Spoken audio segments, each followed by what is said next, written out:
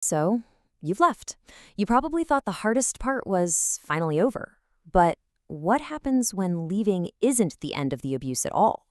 What if it's actually the beginning of a whole new, more calculated kind of war?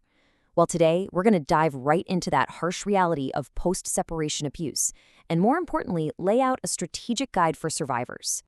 If this quote right here hits home, then you are absolutely in the right place. That feeling of facing a complete and total stranger, it's an incredibly common and unsettling experience for survivors.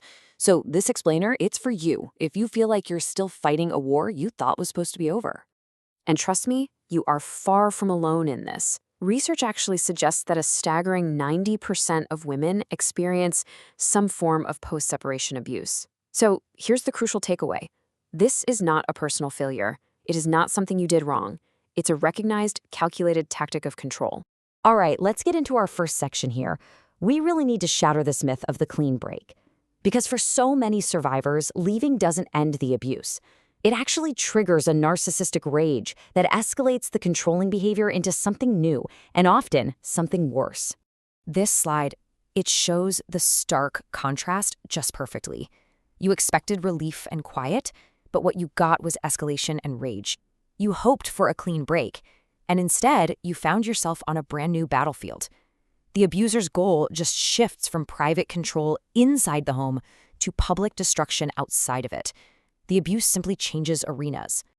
And this brings us to one of the most common new battlefields, the legal system. See, abusers often learn how to weaponize the courts, turning them into a new arena for harassment and control. It's a tactic that's so common, it even has a specific name. And that name is litigation abuse. The key word here is strategic. This is not about seeking justice or a fair settlement, oh no. It is a deliberate strategy to prolong the conflict, to drain your financial resources, and to completely exhaust you emotionally, all to keep you tethered to them. And this is exactly what it looks like in practice. Filing motions that have absolutely no merit. Constantly switching lawyers just to cause delays. Forgetting to sign crucial documents. Even making completely false claims to social services. You have to understand, each one of these actions is a calculated move, designed not to win a case, but to wear you down until you have absolutely nothing left. Now, alongside these legal attacks comes a really powerful psychological one. If you've ever found yourself being accused of the exact things your abuser did to you, well, you've likely experienced a pretty disorienting tactic called DARVO. It's an absolute masterclass in gaslighting, designed to rewrite history and leave you totally isolated. Okay, let's break this down, because just being able to name it is the first step to fighting it. First, they deny. They deny what they did, flat out. Then they attack. They attack you for even bringing it up, questioning your memory, your sanity. And then, here's the masterstroke. They reverse the roles of victim and offender. Suddenly, they are the victim, and you are the one being abusive. And this quote just captures the experience perfectly. They'll take one tiny, twisted little speck of truth and wrap it up in an elaborate, convincing lie. And what's the goal? It's to make you appear unstable and unbelievable to everyone. Friends, family, and especially to the courts, stripping you of your support system right when you need it the most. So, when you're faced with all of this, how in the world do you fight back? Well, the goal isn't to engage in their war, it's to build an impenetrable fortress around yourself. So let's shift from just understanding the problem to some real actionable solutions. The reality is, you can't control their actions, but you absolutely can control your strategy. And these next slides, think of them as your toolkit. Okay, listen up, because your single most powerful weapon is documentation. You need to log every interaction, every late child support payment, every manipulative text, every single broken promise, and keep it factual, dated, and emotion-free. So for example, instead of writing, "He was so angry and scary," you write, "On May 5th at 3:15 p.m., he called and said, quote, 'You'll regret this,' end quote." See the difference? This isn't a diary, it's an evidence file. And it transforms their chaos into a clear, undeniable pattern of behavior for a court to see. Now, this part right here is completely non-negotiable. A standard family lawyer, as well-meaning as they might be, might not recognize these tactics. They can be easily manipulated.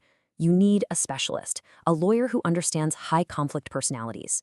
They have seen this exact playbook before, and they know how to counter it. And if you don't know where to start, local domestic violence advocacy groups often keep lists of attorneys with this specific expertise. All right, let's talk about another weapon. They use money. If you've ever heard a threat like this one, you know just how chilling it is.